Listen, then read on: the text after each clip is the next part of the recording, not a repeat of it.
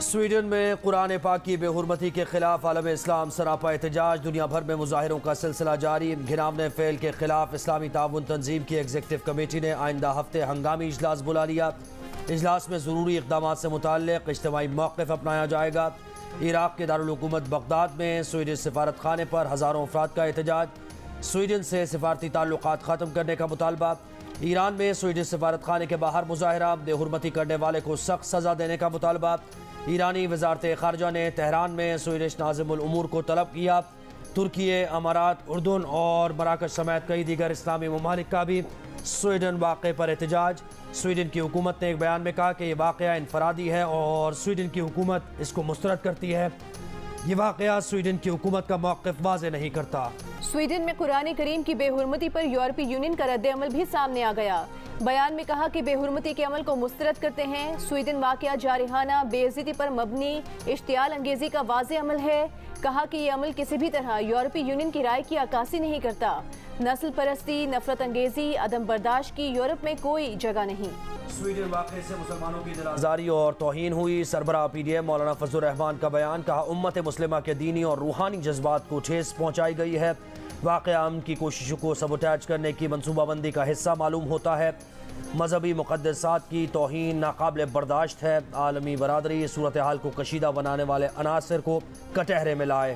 Election commission نے عام انتخابات 2023 میں انتخابی نشان الاٹ کرنے کے لیے درخواستیں طلب کر لیں۔ درخواستیں پارٹی سربراہ کے دستخط کے ساتھ 19 جولائی تک لی جائیں گی۔ الیکشن کمیشن نے فروری اور مارچ میں پنجاب اور کے پی انتخابات کے لیے درخواست دینے والی جماعتوں سے بھی دوبارہ درخواست طلب کر لیں۔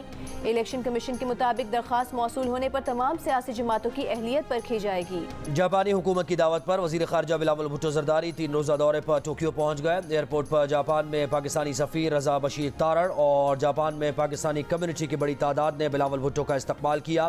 دورہ جاپان میں وزیر خارجہ بلاول بھٹو زرداری کی جاپانی وزیر اعظم اور وزیر خارجہ سے ملاقاتیں شیڈیول۔ سابق وزیر اعظم نواز شریف دبئی میں مزید 1 ہفتہ قیام کریں گے۔ متعدد اہم ملاقاتیں شیڈیول۔ ذرائع کے مطابق ملاقاتوں میں پاکستان کے معاشی نظام کی بہتری کے لیے صلاح مشورے جاری ہیں۔ دوست ممالک و سرمایہ کار پاکستان میں سیاسی استحکام کے خواہش مند ہیں۔ صدر مملکت عارف علوی کی سعودی عرب میں ولی عہد محمد بن سلمان سے ملاقات۔ صدر عارف علوی حج کے لیے سعودی عرب گئے تھے۔ وزیر اعظم شہباز شریف نے ایک بیان میں کہا ہے کہ لوگوں نے سنت ابراہیمی احسن طریقے سے انجام دی۔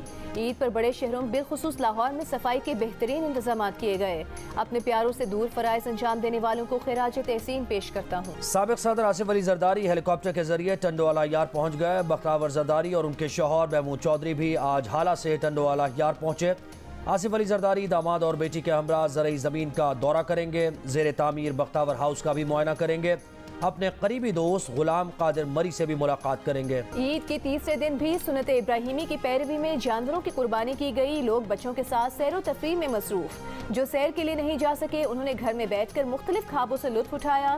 بریانی اور پلاؤ میں ڈیوڑے گوشت کا استعمال، کہیں کباب اور ٹکے بن رہے ہیں تو کہیں باربیکیو کی تیاریاں۔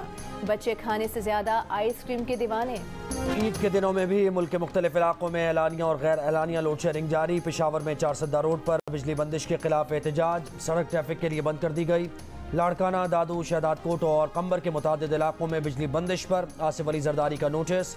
وزیر توانائی سندھ کو وفاقی سیکرٹری پاور سے فوری رابطے کی ہدایت، کہا تمام متاثرہ اضلاع کی بجلی فوری بحال کی جائے۔ نئے فائنانس ایکٹ 2023 پر عمل درآمد شروع ہو گیا۔ ایف بی آر نے ایکٹ ویب سائٹ پر اپلوڈ کر دیا۔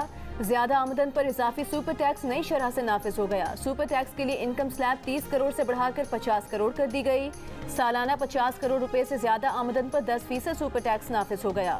40 کروڑ سے 50 کروڑ کمانے والی کمپنیز کو 8% سپر ٹیکس دینا ہوگا۔ 35 کروڑ سے 40 کروڑ آمدن پر سپر ٹیکس کی شرح 4 سے بڑھا کر 6% ہو گئی۔ IMF معاہدے پر سکہ سانس لینے کے بجائے ایک طبقے میں صف ماتم بچھی ہوئی ہے۔ ڈیفالٹ تک پہنچانے کے خواہشمند سیاسی بازیگر پاکستان کو ڈوبتا دیکھنا چاہتے ہیں۔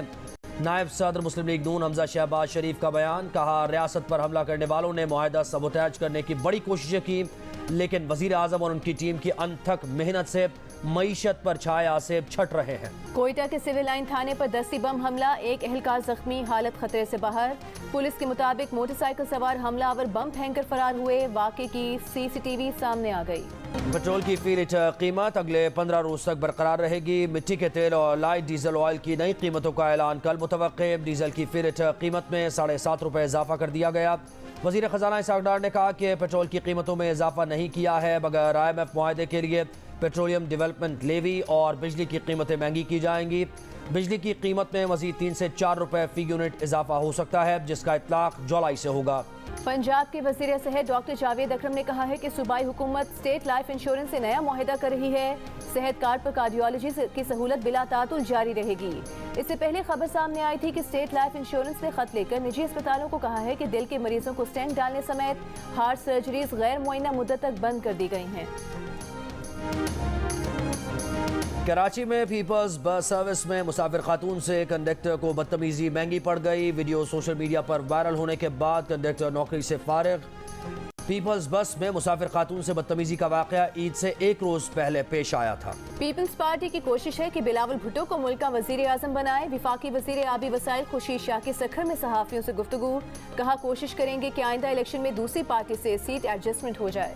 कौम को बिखरे हुए ख्वाबों की ताबीर इस्तेहकाम पाकिस्तान पार्टी ही देगी। तर्जुमान IPP फिरदौस आशिक आवान की सियालकोट में मीडिया से गुफ्तगू। कहा ईद की छुट्टियों के बाद इस्तेहकाम पाकिस्तान पार्टी फ्रंट फुट पर खेलेगी। PTI कराची डिवीजन की तंजीम तहलील कर दी गई। PTI से इनका नोटिफिकेशन जारी। नोटिफिकेशन में कहा गया है कि नए तंजीमी सेटअप का ऐलान जल्द किया जाएगा। ईद की छुट्टी पर गर्मी के एहसास को कम करने के लिए वजीर दिफा ख्वाजा आसिफ स्विमिंग करने के लिए सियालकोट की मोतरा नहर पहुंच गए। आम लोगों के साथ नहर के ठंडे ठार पानी में ख्वाजा आसिफ के गोते। कराची में लियारी एक्सप्रेस वे पर तेज रफ्तार गाड़ी बेकाबू हो गई। एक्सप्रेस वे पर तस्वीर बनाने वाले 2 नौजवानों को टक्कर मार दी। एक नौजवान मामूली जख्मी हुआ। हादसा गार्डन से माड़ीपुर जाने वाले ट्रैक पर हुआ। गाड़ी मालिक का कहना है कि हादसा उसकी गाड़ी का टायर फटने के बायस पेश आया। गवर्नर सिंध कामरान टिसोरी की MQM के आरजी मरकज बहादुराबाद में अरकान राबता कमेटी MQM से मुलाकात। खालिद मकबूल ने कहा कि गवर्नर सिंह यहाँ किसी पार्टी के कारकुन बनकर नहीं आए हैं। गवर्नर एक ऐसे घर आए हैं जहाँ सैकड़ों शोहदा और गुमशुदा अफराद के अहले खाना हैं। गवर्नर सिंध कामरान टिसोरी ने कहा कि तकरीबन 20,000 अफराद को राशन कार्ड दिए गए थे। आज भी लोग गवर्नर हाउस से राशन लेकर जा रहे हैं। रंगो नस्ल से बालातर होकर बिला तफरीक राशन तकसीम किया जा रहा है। इस मनसब पर बैठने के बाद अंदाजा हुआ इस शहर का कोई नहीं। ICC वर्ल्ड कप 5 अक्टूबर से भारत में खेला जाएगा। पाकिस्तान और भारत का मैच 15 अक्टूबर को अहमदाबाद में शेड्यूल्ड। PCB हुकाम का कहना है कि कौमी टीम को भारत भेजने का फैसला हुकूमत करेगी।